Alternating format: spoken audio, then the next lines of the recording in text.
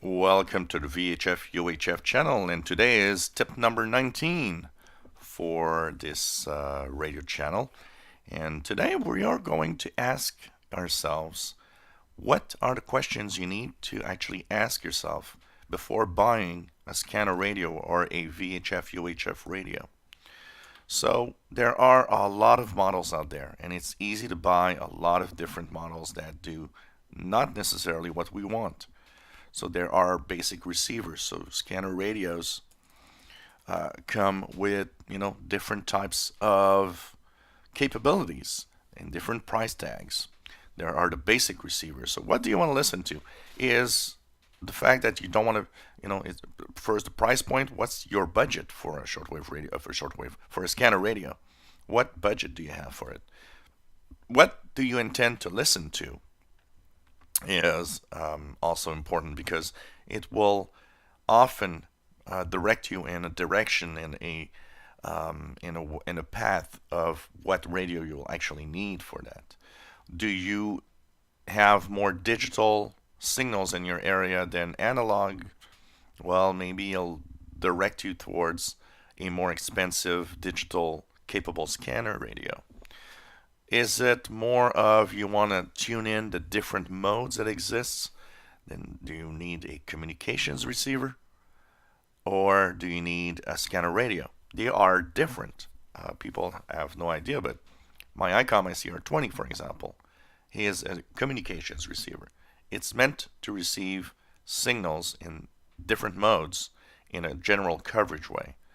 It's different from a scanner radio that might be more of specific bands and specific modes, and that are pre-programmed basically. Don't have as much flexibility on the modes, but are intended to listen to the standard signals you hear out there. Do you want it to be portable? Do you want it to be a tabletop? That also will be something interesting. Do you intend to have an outdoor antenna or not? Portables don't usually work very well with outdoor antennas. They tend to overload a lot. Tabletops or more expensive radios often are better at handling these. Do you want it to be easy to program, or will you program it manually with the frequencies that you find on the internet? Do you wish to have it update through the internet? There are different models. Also, once again, there are models like the Home Patrol, for example, that you can just plug in on a computer, download a database of what's to listen to and what you can hear in your area.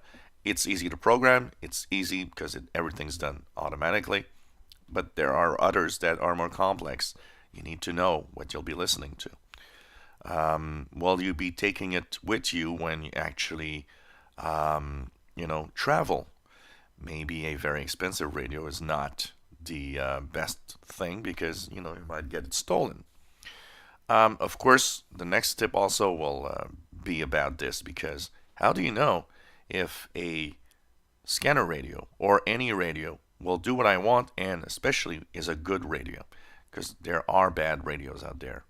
Well, that's the next step. I'll show you some of the ways that I actually will use to actually know if a receiver is good or not. There are several places and several ways on the internet to know when a radio is good. Of course, the capabilities they'll have, how complex it is, all of that. Do you want to just, have a quick glimpse at what is available out there? Maybe you just want to have a look at, what is there to listen in my area, but you don't want to spend a lot of money. Maybe a used scanner. A lot of flea markets and ham fests have, people selling some older models that are still good for, a few bucks, and you have an idea. You have a little something that you can try and see if you enjoy listening in and all of that. Scanning capabilities. What do they have? What modes they receive, and all of that. So this will decide.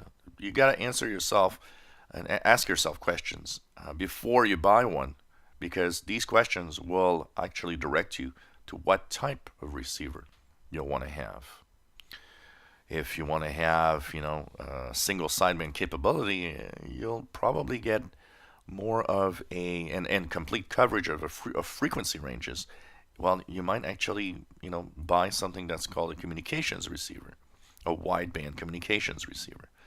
Do you want it to, of course, track digital modes that many services use today? Then you'll, of course, go towards a digital scanner like the Whistler TRX1, or even there's a Uniden that actually makes, and Bearcat that makes a few digital scanners today. You know, do you want to just listen to local analog stuff in the regular VHF UHF bands? Maybe just a down-to-earth basic scanner is enough for what you want to do. It all depends. And last but not least, know a little bit more about your area. What are the types of signals in your area? Is everybody analog? Then you don't really need a very expensive digital scanner. If a basic down-to-earth model will be enough. And don't forget to ask yourself, do I really need a new one? Maybe a used scanner could do the job. Do you want to have really full coverage? Some radios actually go down to shortwave, medium wave, and long wave. Would you like to have it wideband or just specific to the VHF UHF ranges? All of these questions, of course, will direct you to the different radios you'll choose. If you enjoy my videos, please subscribe, give us thumbs up, and thank you for watching our videos.